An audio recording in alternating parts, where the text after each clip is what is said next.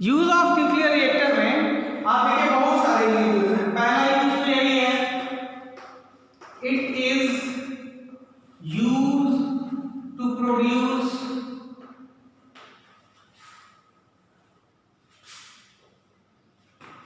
Clean source of electricity.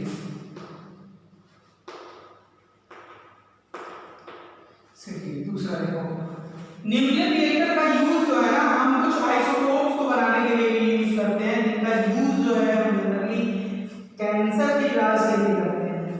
सबसे ज्यादा important यही है, ठीक है। तो it is use to produce radio isotopes used in medicines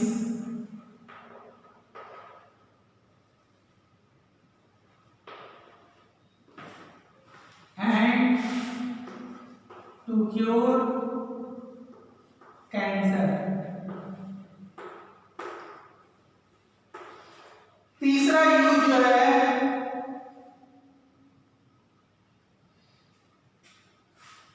इसका use, it is use to produce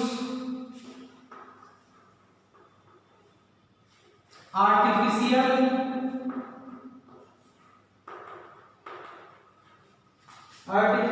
elements. देखिए पोडियम वगैरह का जो है नए नए एलिमेंट्स का यूज किया है और प्रोड्यूस किया जा रहा है, इसी के थ्रू किया जा रहा है।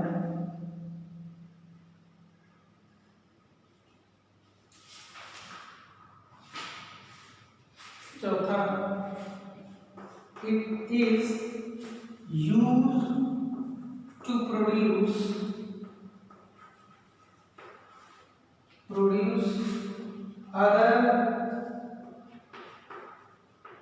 other fissionable materials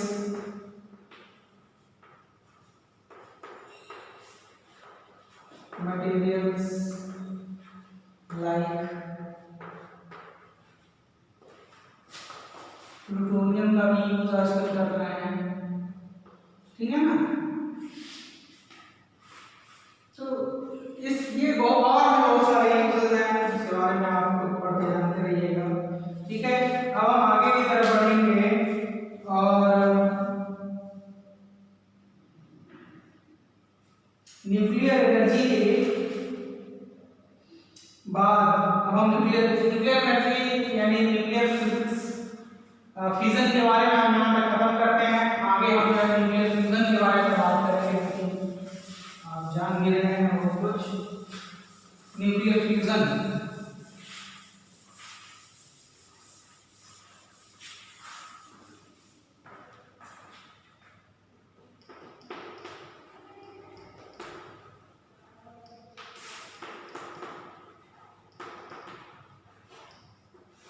nuclear fusion क्या होता है? When two lighter nuclei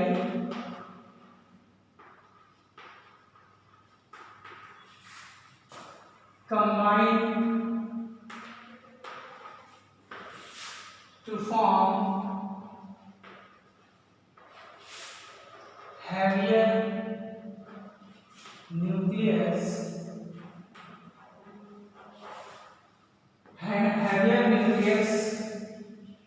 in the presence of, ये रिएक्शन देखो वहां स्लो मूविंग न्यूट्रॉन की वजह से हुआ था, यहाँ ये रिएक्शन किसके प्रेजेंस में होगा?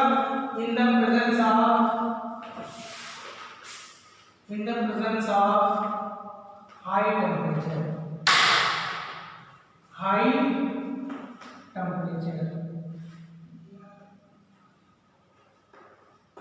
ठीक है।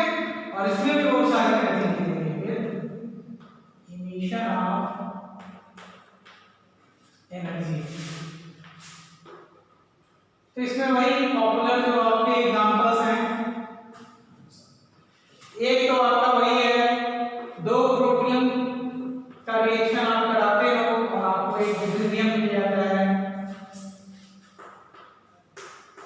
साथ में एक न्यूट्रिनो भी मिलेगा, एंटी न्यूट्रिनो एक कॉरेस्पॉन्ड मिलेगा और एनर्जी मिलेगी। ये बहुत पॉपुलर एग्जांपल है। इसके अलावा और भी बहुत सारे पॉपुलर एग्जांपल्स हैं, उनको आप लिख सकते हैं। अगर दो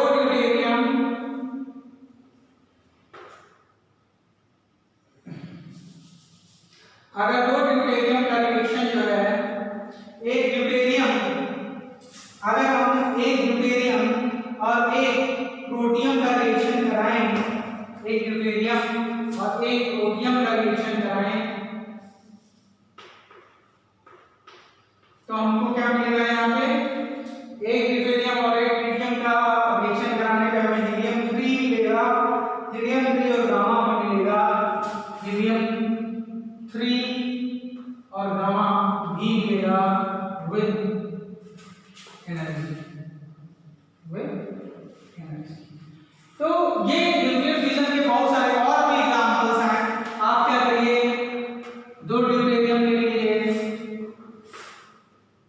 दो ड्यूटेरियम ले लीजिए,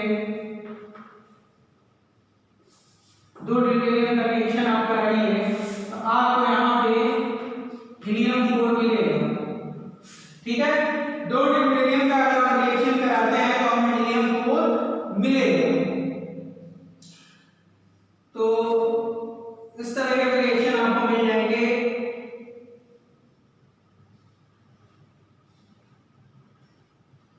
चलिए, और इसके साथ आपको काफी एनर्जी भी मिलेगी। तो ये न्यूक्लियर फिजन रिएक्शन की एग्जांपल है। अब आगे हम चलेंगे। आप ये जान लीजिए, न्यूक्लियर फिजन रिएक्शन शुरू करने के लिए अगर वो हाई टेम्परेचर चाहिए, इसका मतलब इतना हाई टेम्परेचर चाहिए, इतना जितना सूरज के कोर का टेम्परेचर है, यानी लगभग 10⁻⁷ केल्विन। ठीक है ना, यानी 1 करोड़ डिग्री सेल्सियस का टेम्परेचर चाहिए, और वो टेम्परेचर हमें तभी मिलेगा जब कोई न्यूक्लियर बॉम्ब फोड़ा जाए। इसका मतलब ये हुआ कि यदि आप एक न्यूक्लियर फ्यूजन करना चाहते हैं तो हाई टेम्परेचर चेंज करने के लिए आपको एक एटम बॉम्ब फोड़ना पड़ेगा, याद रखिएगा। तो नेसेसरी कंडीशन की बात कर लेते हैं आप, condition for nuclear fusion.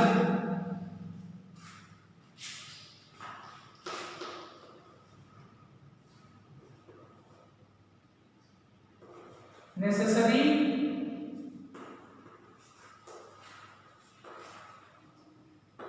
Condition for nuclear fusion. तो न्यूक्लियर फ्यूजन के लिए नेसेसरी कंडीशन की जब हम बात करेंगे, देखिए मामला यहाँ क्या होगा। Necessary condition for nuclear fusion के लिए पहला कंडीशन है हाई टेम्परेचर। हाई टेम्परेचर अभी बताया गया आपको। दूसरा कंडीशन है high density. High density of reactant यानी जो क्यूब होगा, हाइड्रोजन हीलियम क्यूब। ठीक है, तो पहले हाई टेम्परेचर की बात कर लेते हैं, क्यों जरूरत पड़ती है। तो हाई टेम्परेचर की जरूरत इसलिए पड़ेगी, लाइटर न्यूक्लियाई को सफिशिएंट काइनेटिक एनर्जी चाहिए in order to overcome the usual coulombic repulsion of the nucleus. ठीक है, and that high kinetic energy can be provided by very high temperature. ठीक है, इसीलिए इस तरह के रिएक्शन को हम थर्मोन्यूक्लियर रिएक्शन भी कहते हैं। ठीक है, इसीलिए न्यूक्लियर फ्यूजन को हम क्या कहते हैं? Thermo nuclear reaction. तो इसका रीजन यही है कि हाई टेम्परेचर की जरूरत इसलिए है कि high kinetic energy is required by nucleons यानी neutron protons, nucleons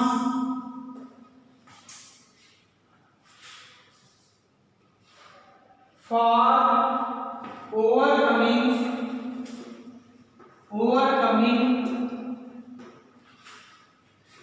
electrostatic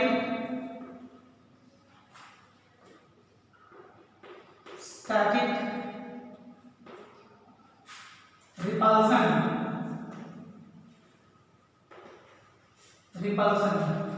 and this high kinetic energy can be provided by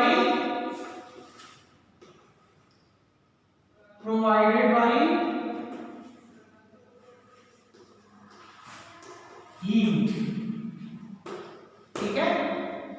high density of reactant की बात करें तो आप जानते हैं pressure increases the frequency of collision of light लिखी है इंक्रीज रेट ऑफ फ्यूजन। जाहिर सी बात है जितना ज्यादा डेंसिटी रहेगी कोलिजन की संभावना उतनी ही ज्यादा बढ़ेगी।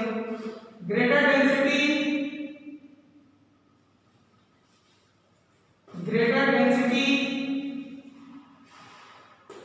भाई 4 आदमी चलना है तो उनके लड़ने की संभावना कम होगी।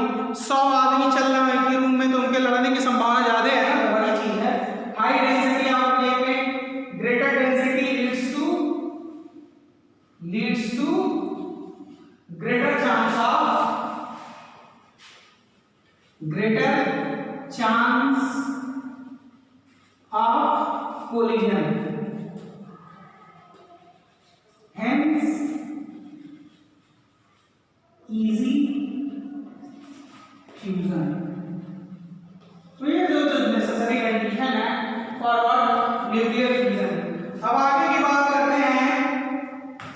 आप ये जानते हैं कि न्यूक्लियर फ्यूजन क्या है? सबसे पहले हैंसबेक ने पता लगाया था। कौन से साइंटिस्ट ने पता लगाया था कि सूरज और जो आपके तारे हैं उनके ऊर्जा का स्रोत कौन है?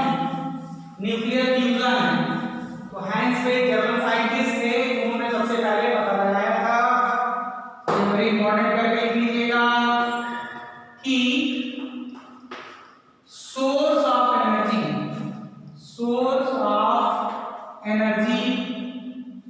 Of our sun and stars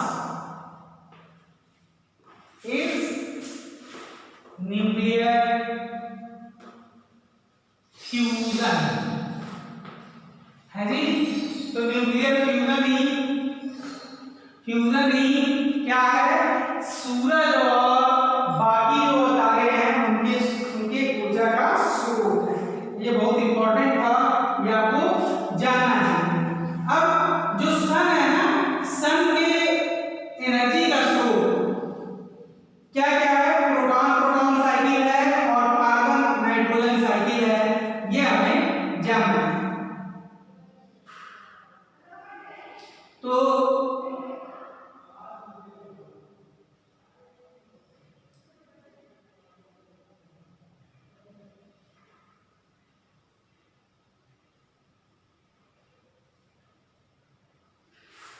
तो यहां लिखेंगे sun and stars source of energy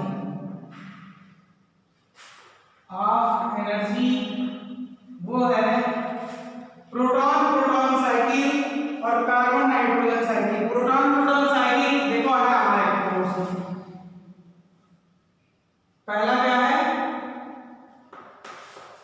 proton cycle. तो प्रोटॉन साइकिल जो है ये बहुत इंपॉर्टेंट है। देखो सबसे पहले क्या होता है प्रोटॉन साइकिल में, आप जानते हो प्रोटॉन का मतलब क्या? हाइड्रोजन। सन का जो हाइड्रोजन है आप जानते हैं सारे तारों का स्रोत ऊर्जा का हाइड्रोजन होता है। ये कन्वर्ट हो जाता है ड्यूटेरियम में। ये वाला तो आपको बताया ही था, ड्यूटेरियम में बदल जाता है और साथ में एक ड्यूटेरियम में बदल जाता है और साथ में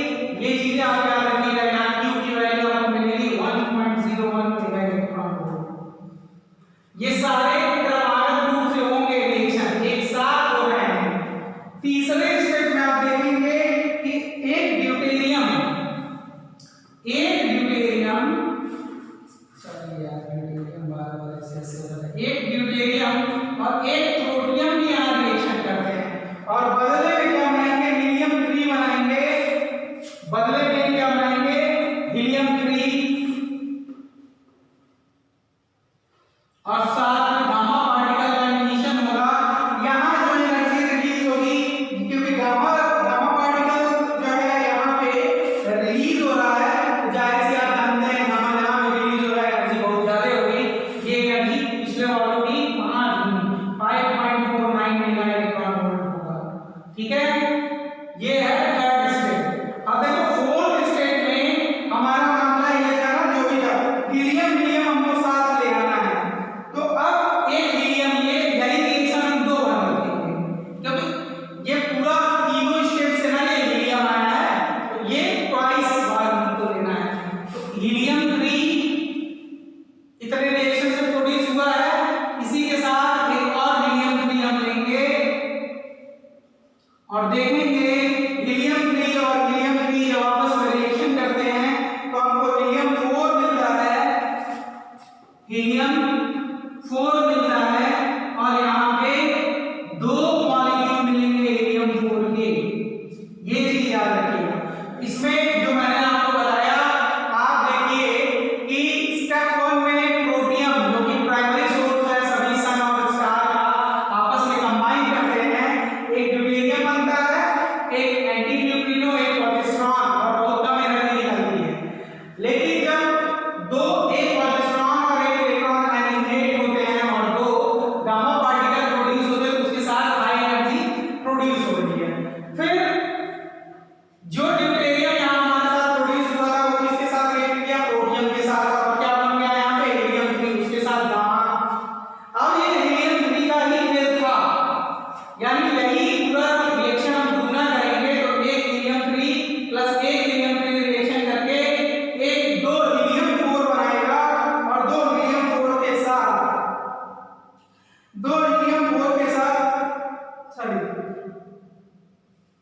हीलियम 4 बनाएगा और 2 प्रोटियम बनाएगा, 2 प्रोटियम बनाएगा, प्रोटियम बनाएगा, तो 2 प्रोटियम बनाएगा।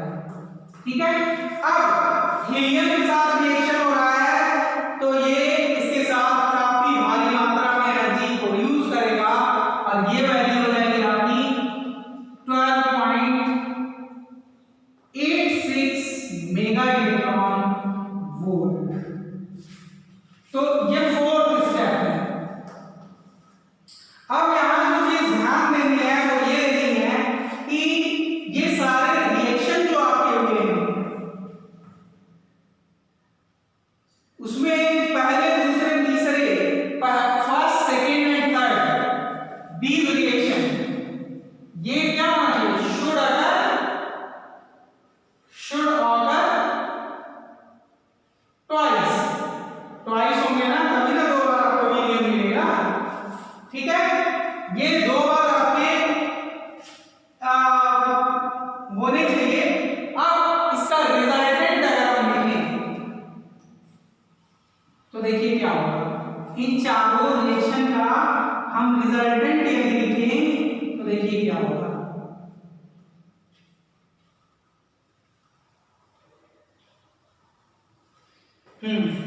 सबको जोड़िए तो आपको क्या मिलेगा, 4 प्रोटियम, इन सबका सारे ही मिलेगा 4 प्रोटियम, और बचा क्या, सारे इलेक्ट्रॉन्स कैंसिल करके देखेंगे तो बस यहाँ पे 2 इलेक्ट्रॉन बचेंगे, 2 इलेक्ट्रॉन बचेंगे, और साथ में आपका हीलियम साथ में आपका क्या बचा, हीलियम 4, हीलियम 3 से हीलियम 3 उधर होगा, कैंसिल हो जाएगा, हीलियम 4 और ये आया आपका 2 समास। ठीक है, उसके बाद आपके पास क्या बचा, 2 न्यूट्रिनो 6 गामा, 2 न्यूट्रिनो 6 गामा, और साथ में enormous amount of energy that is nearly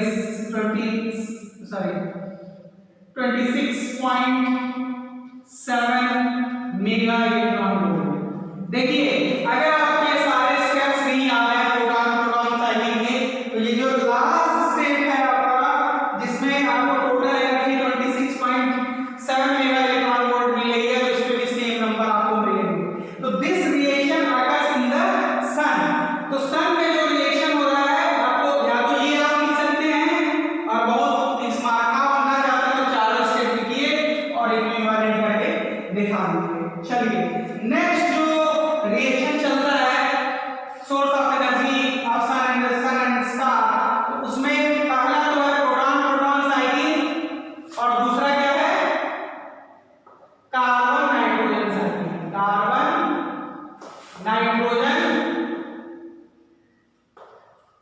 cycle.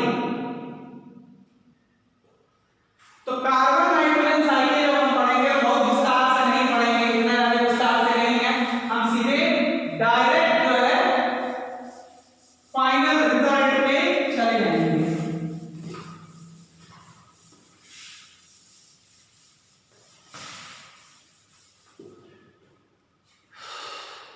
तो कार्बन नाइट्रोजन साइकिल पे देखते हैं। कार्बन नाइट्रोजन साइकिल,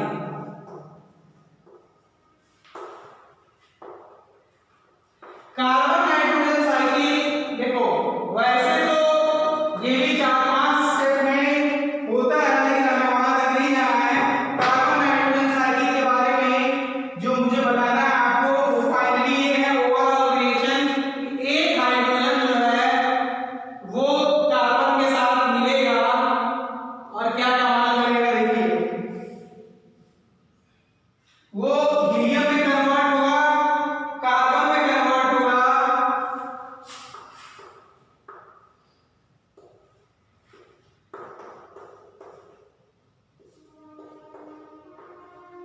हीलियम में कन्वर्ट होगा, कार्बन में कन्वर्ट होगा, 2 electron 2 neutrino 3 gamma, 2 neutron 2 neutrino 3 gamma plus high amount of energy की रिलीज होगी, जिसकी वैल्यू है 24.8 मेगा इलेक्ट्रॉन वोल्ट। तो ओवरऑल रिएक्शन को हम ये लिखेंगे 24.8 मेगा इलेक्ट्रॉन वोल्ट। ये carbon nitrogen sorry carbon hydrogen होना चाहिए यहाँ पे, कार्बन नाइट्रोजन रिएक्शन जो है, तो ओवरऑल रिएक्शन ये हम लिखेंगे, कार्बन की जगह हीलियम आ गया,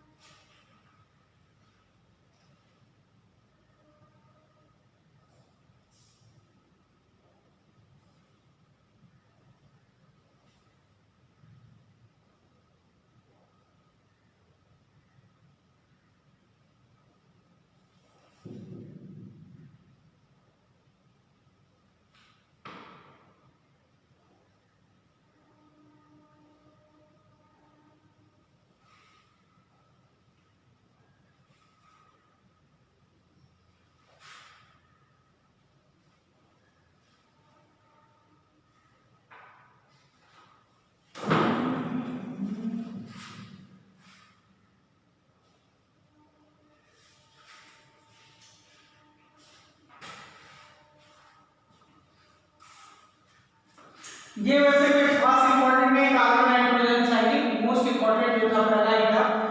अब अगली चीज जो है हमें जाननी है कि थर्मोन्यूक्लियर प्रोसेसेस जो है ये कंट्रोल क्यों नहीं हो सकते हैं, या न्यूक्लियर फ्यूजन जो है कांट बी कंट्रोल्ड बाय।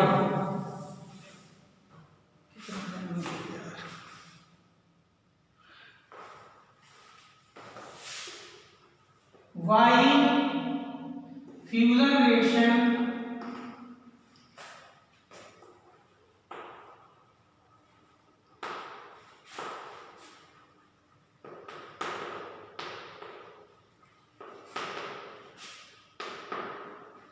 इसमें ये देखो पहला रीजन तो ये है कि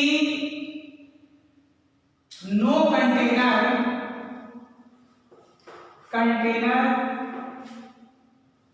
can withstand on such a high temperature। पहली चीज कि कोई भी container can't withstand on such high temperature। कितना टेम्परेचर होता है 10⁻⁷ इसमें तो कोई भी चीज जो पृथ्वी पे है वो विथस्टैंड नहीं कर पाएगी। तो पहली प्रॉब्लम तो हमारे पास ये है। दूसरी चीज ये है कि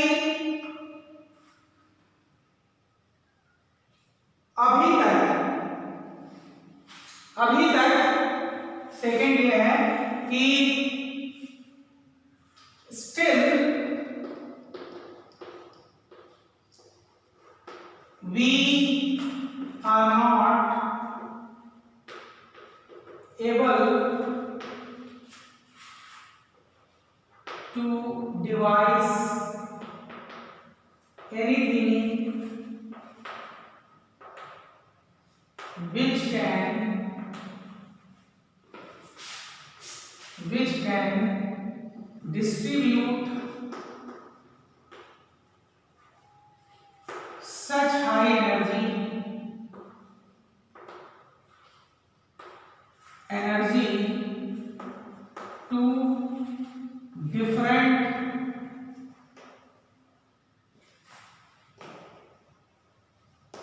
sectors।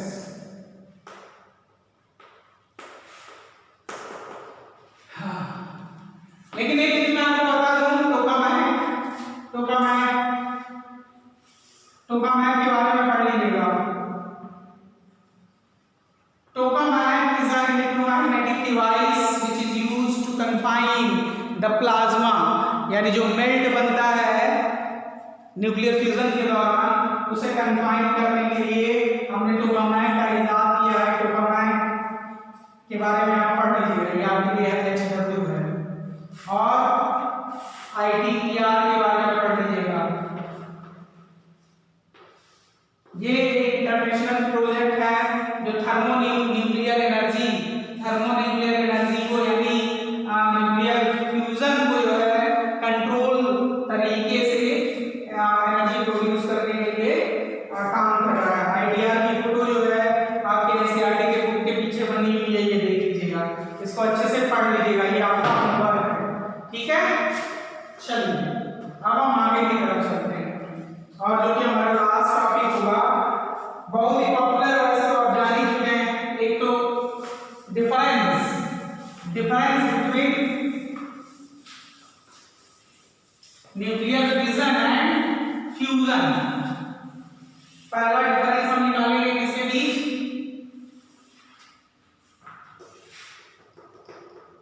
न्यूक्लियर फिजन और इधर न्यूक्लियर फ्यूजन। ठीक है, तो न्यूक्लियर फिजन आप जानते हैं क्या होता है, heavier nucleus is broken down.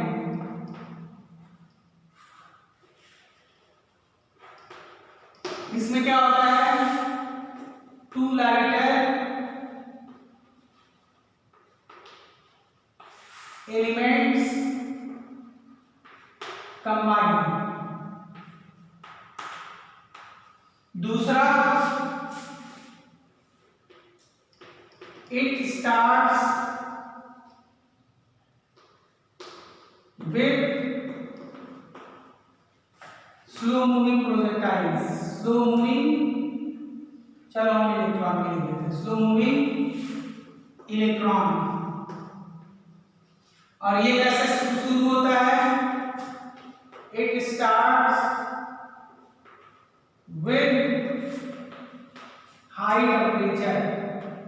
इसको शुरू करने के लिए पहले ही परमाणु बम ढूंढना पड़ेगा, क्योंकि 10⁻⁶ या 7 डिग्री सेल्सियस टेम्परेचर किससे मिलेगा, एटॉमिक बम फोड़ने से। It starts with high temperature. ठीक है, तीसरा तीसरी सबसे बड़ी गंदगी इसकी है यार, इसमें रेडिएशन निकलता है। It produces harmful radiations.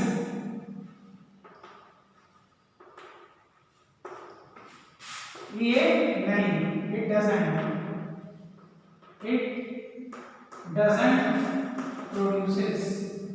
Produce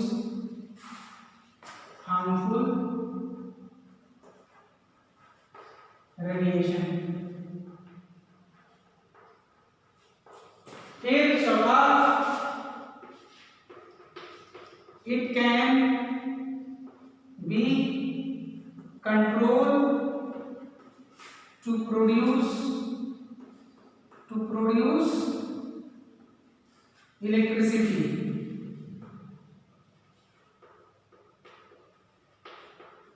ठीक है,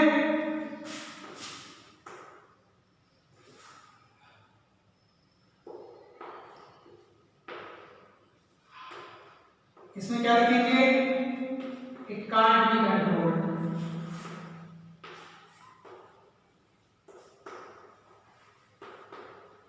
फिर ये चेन रिएक्शन है, it is a chain reaction.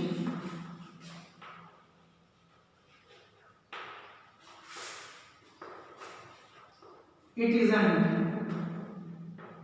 ये नहीं। छठा, अनकंट्रोल्ड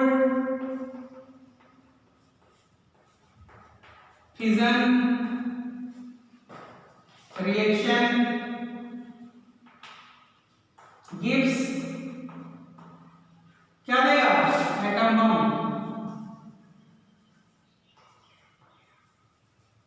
ठीक, और यहां ये तो अनकंट्रोल्ड होता ही है, यहां अनकंट्रोल्ड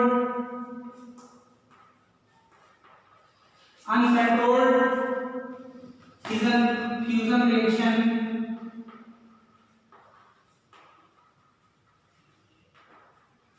गिव्स क्या देगी, fusion reaction, sorry gives hydrogen bomb. कौन जाते का करना पड़ता है, हाइड्रोजन।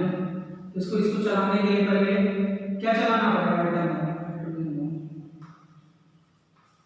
ठीक है, अगला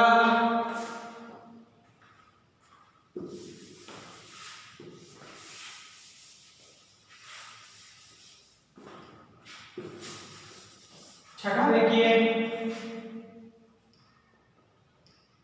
छठा हो गया, सातवां,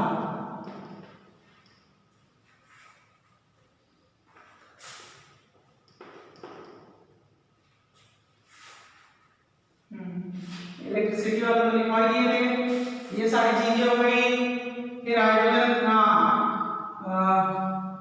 ये चेन रिएक्शन हो सकता है, ये चेन रिएक्शन नहीं हो सकता है, और बाकी चीजें तो आपकी इच्छा हो तो बाकी आप बैठ के और भी बहुत सारे डिफरेंसेस हैं वो आप देख सकते हैं।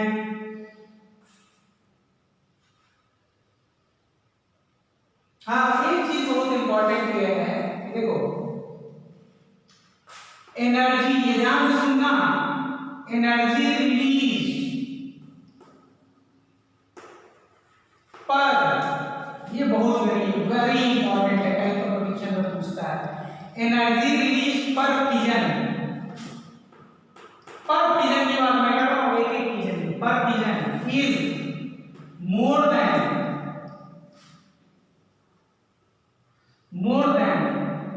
Energy released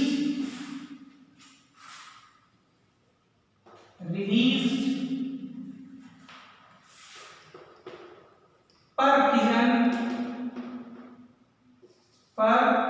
fusion of energy released पर fusion is more than energy released in पर फ्यूजन। ठीक है, इसी का उल्टा यहां लिख दीजिएगा 7। लेकिन आठवां, यही चीज ध्यान से लिख दीजिएगा, आठवां ध्यान से सुनिएगा, टोटल एनर्जी मतलब भाई जब रिएक्शन होगा तो आप जानते हैं 1 सेकंड में 1 लाख रिएक्शन इसका हो जाएगा। तो टोटल एनर्जी पर फ्यूजन की बात या पर फिजन की बात नहीं कर रहा हूं, टोटल फिजन रिएक्शन जब पूरा रिएक्शन होगा, total fission reaction in total fission reaction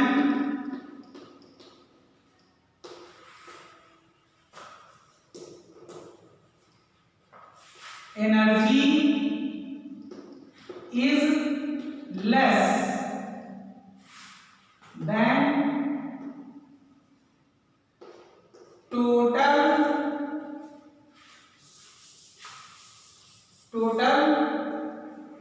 fusion reaction of what? Total fusion reaction of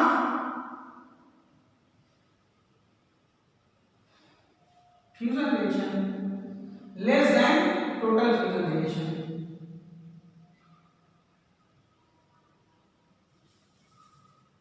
Total energy out of fusion reaction, ठीक है, यही चीज यहाँ आठवें में आप लिख लीजिएगा कि total fusion energy is more than total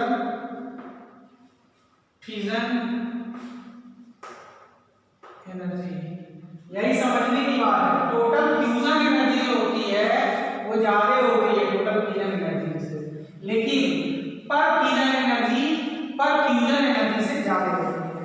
चलिए ये सारी चीजें 8 डिफरेंसेस मैंने आपको लिखवाए, बहुत ही क्लियरली आप याद रखिएगा।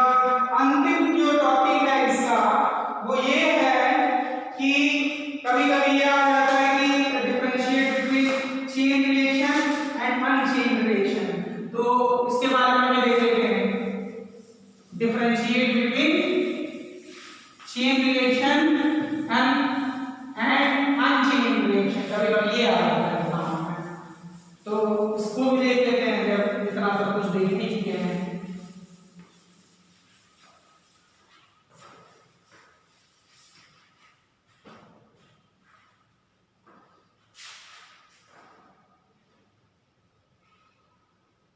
इधर लिख लेते हैं chain reaction,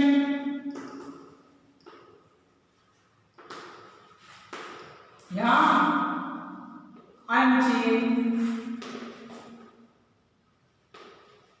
reaction.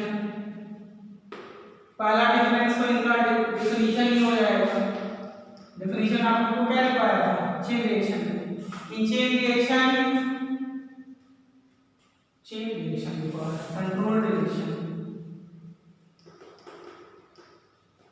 Control reaction और अनकंट्रोल्ड रिएक्शन। तो डिफिनीशन में लिखा है कंट्रोल रिएक्शन में कि all the neutrons are not set free to conduct the reaction further, इसमें all the reactions are set free, ठीक है, डिफिनीशन लिख दीजिएगा। दूसरा फिगर बना लीजिएगा, ये कंट्रोल वाला है तो आप जानते हैं ये जाएगा ऐसे, बेरियम क्रिप्टन है, यहाँ पे आपने 3 न्यूट्रॉन लिखा है, यहाँ क्या लगा दिया कंट्रोल रॉड लगा दिया,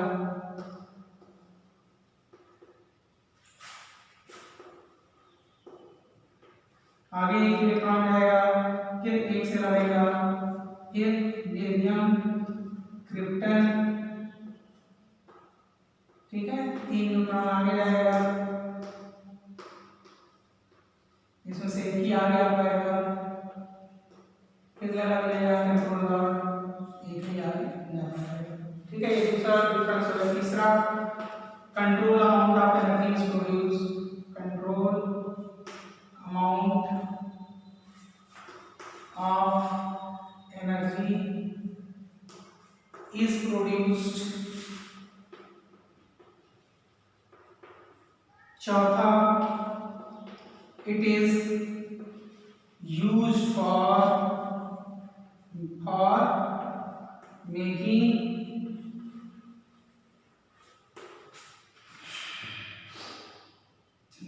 nuclear reactors।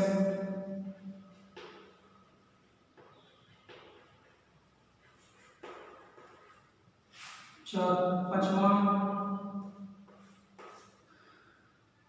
For development. ये किसके लिए यूज होगा? फॉर डेवलपमेंट के लिए।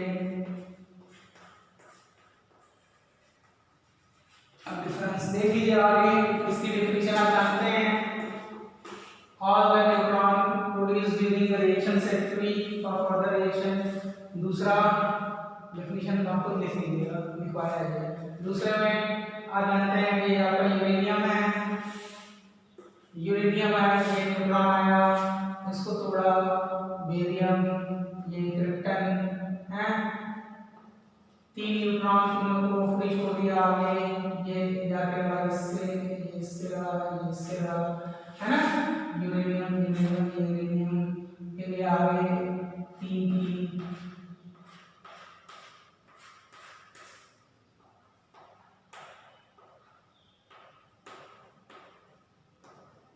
है। यहाँ आगे भी जाके यूरेनियम से लगा देंगे।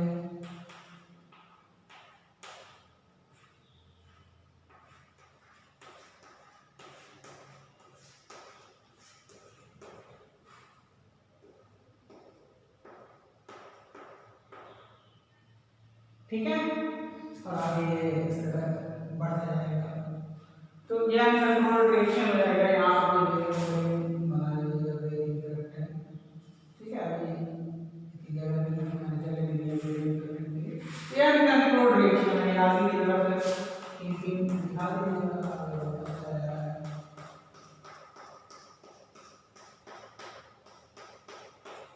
ठीक है। दूसरा, तीसरा, control amount of uncontrolled amount, controlled energy is released. Uncontrolled energy is released. चौथा, it is used for making nuclear reactor. It is used for making atom bomb, जानते ही हैं, है जी। पांचवा, फॉर डेवलपमेंट में डिस्कशन के लिए इसका यूज होता है। तो these are the certain differences between controlled reaction और अनकंट्रोल्ड रिएक्शन। एक और लिख सकते हैं, कंट्रोल्ड रिएक्शन के लिए क्या है? कंट्रोल्ड रिएक्शन के लिए K की वैल्यू हमेशा क्या होनी चाहिए? 0। अनकंट्रोल्ड के लिए K की वैल्यू हमेशा क्या होना चाहिए? much greater than 1। ठीक है। तो these are the certain differences between controlled reaction and uncontrolled reaction। तो हर वे में कोई भी पॉइंट मैंने छोड़ा नहीं है, आपको अच्छे से समझा दिया है। Thank you very much. कल हम इसके न्यूमेरिकल्स को सॉल्व करेंगे। चलिए फिर मिलते हैं नेक्स्ट।